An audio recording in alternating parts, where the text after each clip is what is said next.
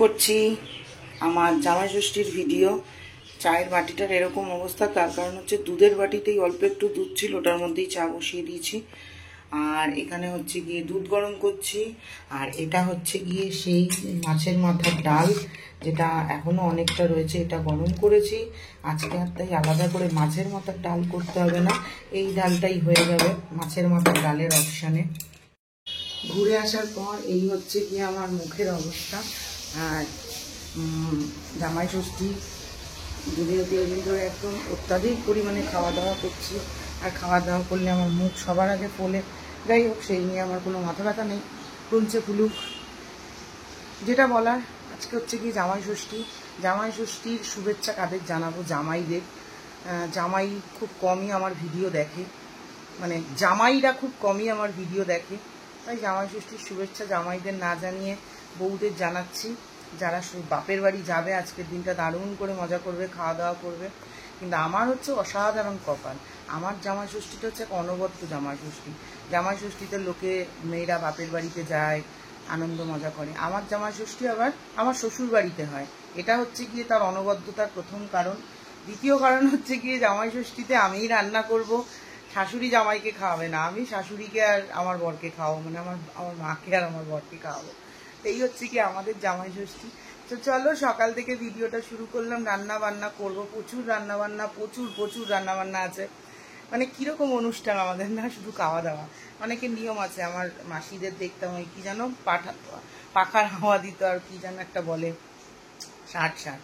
আমাদের ওইসব নেই, আমাদের শুধু খাওয়ানোর নিয়ম। যাই হোক চলো, এই যে মোহর উঠে গেছে, ওকে এখন খেতে দেবো। খেয়ে উঠে ও এখন যাবে হচ্ছে গিয়ে আঁকার ক্লাসে।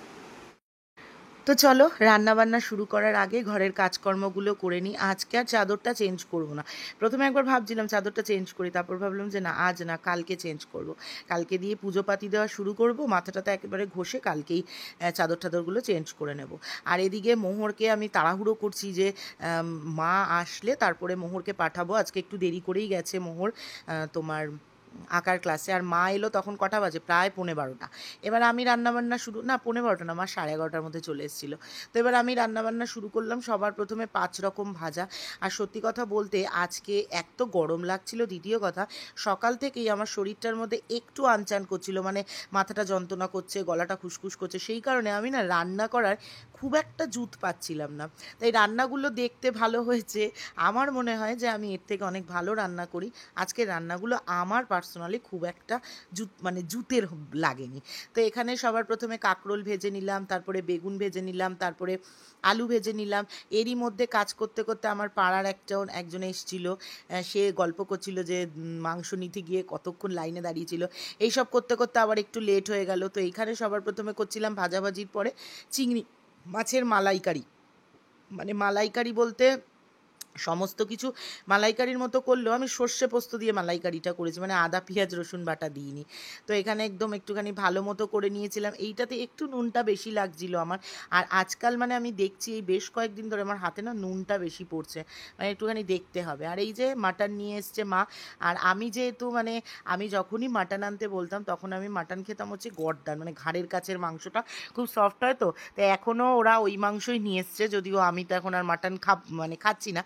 তো এবার এখানে আমি রান্না করব বলে আগে মাটনটাকে সিদ্ধ করে নিলাম। আজকে একটু ইচ্ছে ছিল যে কড়াতে রসিয়ে কষিয়ে প্রেশারে দেবো, কিন্তু এত গরম পড়ছিল, তারপর বেলা হয়ে যাচ্ছে একটু গল্প করতে করতে, তো সেই কারণে আর অত ফ্যাচাং করলাম না। আর এখানে মা ইলিশ মাছ নিয়ে এসেছিলো তোমার কুমড়ো পাতায় করব। আমি বললাম যে মা কলা পাতায় করতে হবে না, কুমড়ো পাতা রয়েছে, চলো কুমড়ো পাতায় করি। এখানে দেখো সর্ষে পোস্ত, একটু তিল, টক দই, একটুখানি হলুদ, একটুখানি নুন, মিষ্টি সমস্ত কিছু ভালো করে ফেটিয়ে নিয়ে তারপরে একটু সর্ষের তেল দিয়ে মাছটাকে মাখাচ্ছিলাম। এবার আমি মাছটা মাখাচ্ছিলাম, এরই মধ্যে মা আবার চলে গেছিলো মোহরকে নিয়ে আসতে। এবারে মোহরকে একদমই আমার পাড়াতেই আঁকার স্কুলটা, এই কারণে মা চলে গেছিলো। আর তারপর আরও একটা দুটো জিনিস আমার মনে হলো আনা নেই, আর মাকে বললাম তাহলে আসার সময় ওইটা নিয়ে চলে আসবে। ইলিশ মাছটা ভালো হয়েছিল কুমড়ো পাতায়, কিন্তু আমার মনে হয় কলা পাতায় পাতুরিটাই বেশি ভালো লাগে। কুমড়ো পাতাটা ঠিক আমার মনে হলো ভিতরটা কেমন যেন ভাজা হয়নি, বা হয়তো আমরা করতে পারিনি, দুটোর মধ্যে যে কোনো একটা হবে, আমরাই করতে পারিনি হয়তো। কারণ আমি এই প্রথম কুমড়ো পাতা ইলিশ ভাপা করলাম, প্রত্যেক বছর আমি কলা পাতাতেই করি।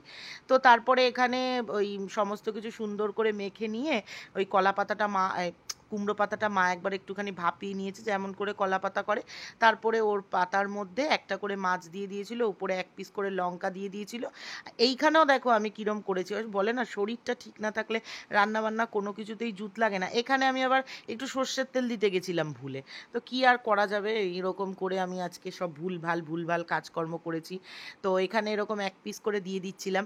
আর আগের বার তো তোমার গিয়েছিলাম, তোমাদের বললাম আগের বার তো আমরা গিয়েছিলাম কস্তুরিতে খেতে, তো এই বছর আর বাড়িতেই ভাবলাম সুন্দর করে রান্না করব।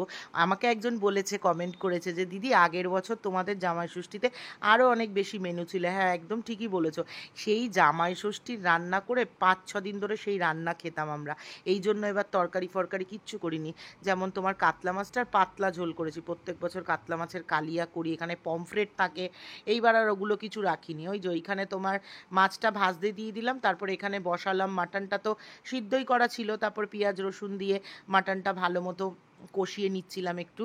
আর এখানে তোমার মা আমের চাটনি বসিয়েছিল, আমের চাটনিটা সব থেকে ভালো হয়েছিল আজকে খেতে, একটু ঝোল ঝোল থাকলে এই ঝোলটা চুমুক দিয়ে খেতে যা দারুণ লাগতো না।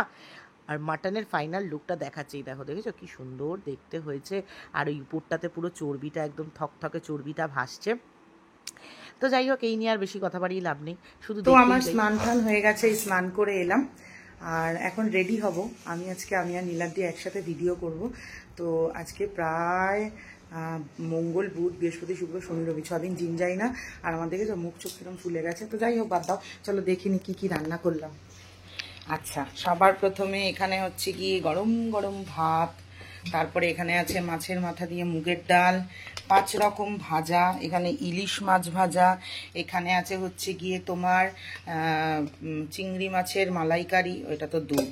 আচ্ছা, এটা হচ্ছে গিয়ে তোমার ইলিশ পাতুরি, এটা হচ্ছে মাটন কষা, এটা হচ্ছে গিয়ে কাতলা মাছের পাতলা ঝোল আমার জন্য, এটা হচ্ছে গিয়ে ইলিশ মাছ ভাজা, আর এখানে হচ্ছে গিয়ে চাটনি। এইবার আমাদের আইটেম অনেক কম হয়েছে, প্রত্যেকবার এর থেকে বেশি আইটেম হয়। তো চলো দেখাই শাশুড়ি জামাইকে, দেখ জামাই জামাই একটু একটু সবাইকে হাই করে দাও। নিজের বাড়িতে জামাই ষষ্ঠী খেতে এসছে জামাই। কি নিয়ে এসছো হ্যাঁ?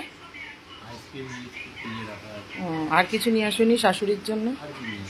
সেটাই হচ্ছে ব্যাপার। আর শাশুড়ি কোথায় দেখি? আমি রান্না বান্না করে গেছি আর শাশুড়ি ওদিকে কি করছে? শাশুড়ি তুমি কি করছো? শাশুড়ি রান্নাঘর পরিষ্কার করছে, আমি রান্না করে দিয়ে গেছি, শাশুড়ি রান্নাঘর পরিষ্কার করছে। তা মা, তুমি তোমার জামাইকে কি দিলে?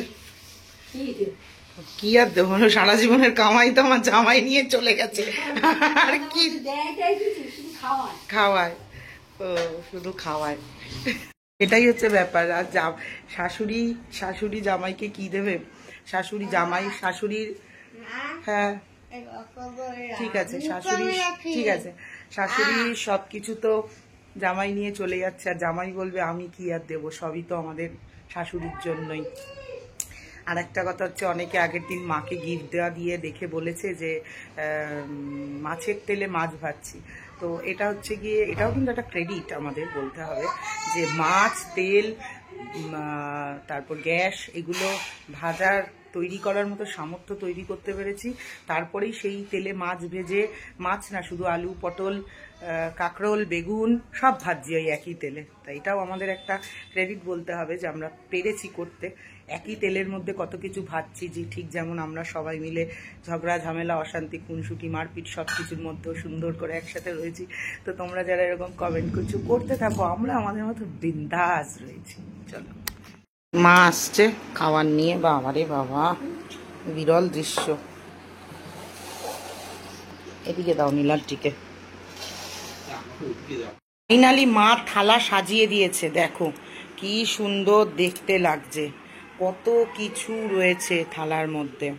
এটা নীলাদ্রির ভাত, এটা আমার ভাত, মোটামুটি সবই এক আছে, অসাধারণ দেখতে লাগছে। এই যে আমি ফাইনালি রেডি হয়ে গেছি, শাড়ি পরেছি, নীলাদ্রিও পাঞ্জাবি পরেছে, আর এই যে মা আমাদের সাজিয়ে গুছিয়ে দিয়েছে। এবার আমরা খেতে বসবো। চলো, খাওয়া দাওয়া হয়ে গেছে। আইসক্রিম খাবে, আমার সব থেকে পছন্দের আইসক্রিম ডাবমালাই আর টেন্ডার কোকোনাট, এটা অসাধারণ। কেউ যদি না খেয়ে থাকো অবশ্যই খেও। চলো খুলে দেখাচ্ছি। এই হচ্ছে গিয়ে আইসক্রিম, আমি তো এরম করেই খাই।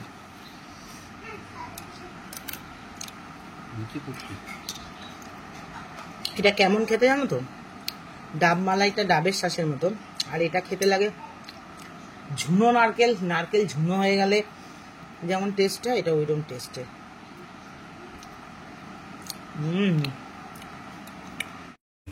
চা বসিয়ে দিয়ে গেছিলাম ফোন আনতে, দেখি চা উল্টে গেছে।